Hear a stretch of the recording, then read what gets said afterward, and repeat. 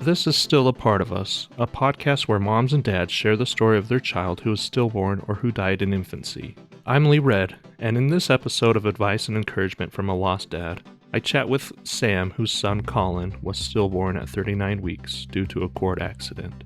By the way, you can hear Sam's and his wife Stephanie's episodes about the birth of their child on episodes 40 and 42. Today, Sam and I talk about how people are going to say stuff, and it's going to be awkward. But people don't intentionally say awkward, horrible things, and that we need to sometimes just let it roll. Sam and I also talk about how it is nice to have people acknowledge our child who has passed away, even if it is just a small outreach of thought or prayer, just having people send us messages that they are thinking of our children. As a word of caution to our listeners, this discussion contains emotional triggers of stillbirth and infant loss. Please keep yourself emotionally and mentally healthy and seek help if needed. Hope this helps someone out there.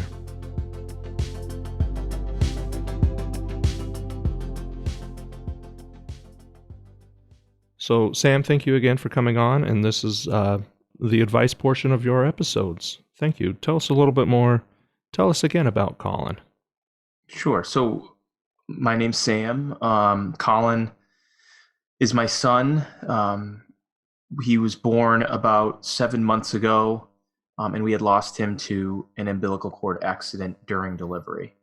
So leading up to that, we had no indication that there was any difficulty, no indication that we would ultimately, be in the situation that we are in today. So it was very tragic, and it was a shock to us. It's still very difficult, and something that we're going to have to work through for some time. But Collin was a beautiful 8-pound baby boy. He had very dark hair. He was chubby at over 8 pounds, and he had a lot of my wife and I's features. So he looked very much alike us, and one thing I just knew is that he was going to be very different from our son Benjamin. So I have a 2-year-old currently, but at the time of Collin's birth, he was approaching 2, so he was still 1 year old and very high energy. Where I had a feeling that Collin was going to be the kind of yin to his yang, just a more calmer child. So What advice would you like to give people, if there is? Anything that you specifically want to talk about, let's talk about it. yeah, so one piece of advice, God forbid if anyone's in a similar situation, is to really understand that your wife or your spouse, your significant other is going through an entirely different experience than you are as a man. So I know that I lost my son, and as a father, it's a very, very difficult thing to process. It's the worst thing to process. But I also needed to understand that my wife's experience was much more intense, much different. So she also lost her son, but she also had carried that child for 9 long months, and all of the physical changes that came with that. Hormonal changes, weight changes,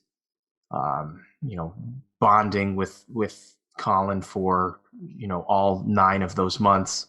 So it's a very, very different experience from her perspective than it is mine. So as a man, advice is just to understand that, and to understand that the grieving process is going to be very different between the two of you.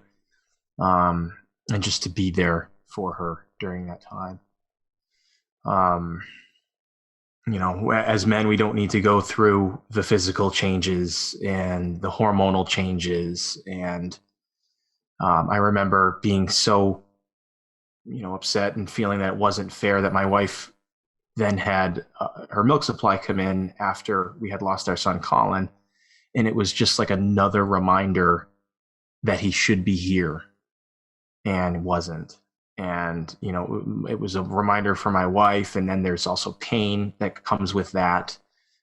It was just consistent, things like that, that I just need to understand that, it's a fully different, so just be there for them and support them as much as you possibly can. It is a cruel trick because my wife, you know, like you were saying, like they still had to give birth. They still had to go through all the things that come along with birth. You know, the milk coming in, the hormones changing. My wife would cry when she'd comb her hair and all of her hair was falling out because of the changing in hormones. And she'd just sit and look at the hair and the brush and just cry. And I was like, this is very cruel. It's it's where is the justice in this? So Yeah, agreed. Couldn't agree with you more. yeah. Is there anything that you have personally done to help yourself or So one thing that I will say that was very helpful to me, is I actually had, my former CFO at the company I had worked at reach out to me personally to let me know that he and his wife had gone through the very same thing that my wife and I had gone through, almost verbatim.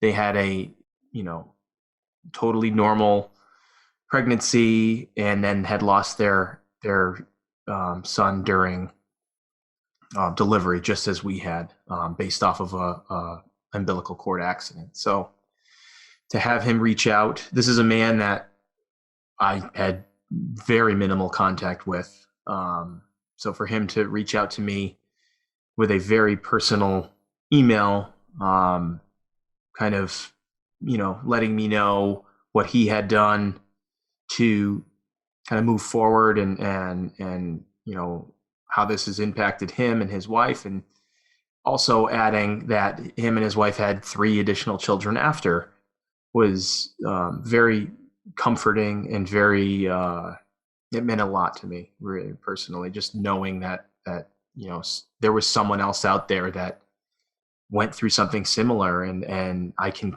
connect with this person, and it was super helpful. And I had actually had my wife connect with his wife, and they ended up talking on the phone for, I want to say, 4+ hours, which was super helpful as well. It was something that we both needed at the time. So I guess the advice would be, if you know of someone, and it doesn't even have to be pregnancy related, it could be any other tragedy that they may have gone through or are currently going through, is if you have any understanding of that process, or any advice that you could provide, to let them know that they aren't alone, and that you're there, or you're thinking of them, it goes a long way. It means the world. So that's certainly something that had helped me, and something I would strongly recommend.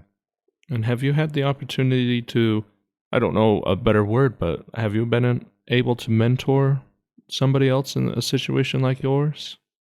I wouldn't call it fortunately, but at Yeah. this point, I haven't had that opportunity. So maybe it's because it's only 7 months in, Yeah. but I haven't had the opportunity, or I haven't heard of anyone that I know personally that something like this has happened to. So I haven't had that opportunity. I would be more than willing to connect with anyone, if should they have any questions, or should they have anything that they would like to talk with me. I would be more than open and willing to do that, because I know how beneficial it was to myself. Yeah, I was going to say it was such a big benefit for you, and I've had wonderful help in my life, and I try to do it as much as I can, which is also infrequent because it's you know Mm-hmm. yeah, it's infrequent, but I try my hardest to be there as a support. So And I think this podcast is certainly helpful as well. Gives people a voice, and it gives them the opportunity to remember. and that's the key word, to remember. Well, thank you. Is there any other things of advice that you would like to mention? I guess the last thing that I could mention, and I had mentioned it in the prior episode, is the fact that there will be people that will say the wrong thing, and just know that it's not coming from a position of malice or an intent to upset you in any way. It's, people don't know what to say. They don't know how to act, so they kind of just spit things out. Whether it's, I remember hearing everything happens for a reason, or God has a plan for everyone. Those were offensive to hear after something like this, but I understood at the same time that they didn't know what to say and they were trying to be supportive. So just know that people are awkward around uncomfortable situations, and they really have the best of intentions. So take it with a grain of salt, I guess. Yes. Very wise words. So, yes. Well, Sam, thank you so much. It has been such a pleasure to talk with you, talk about your son, Collin.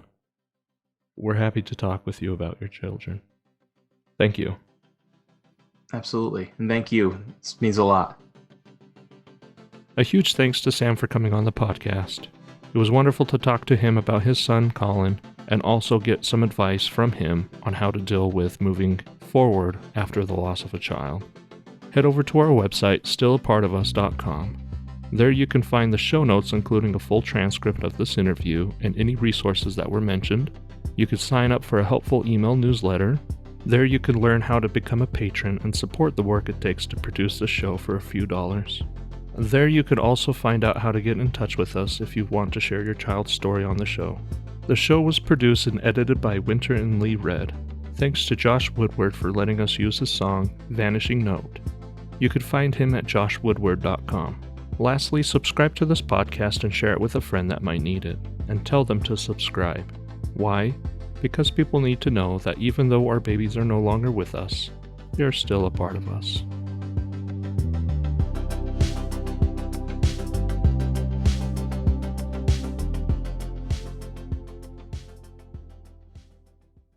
To err is human, but to really foul things up, you need a computer.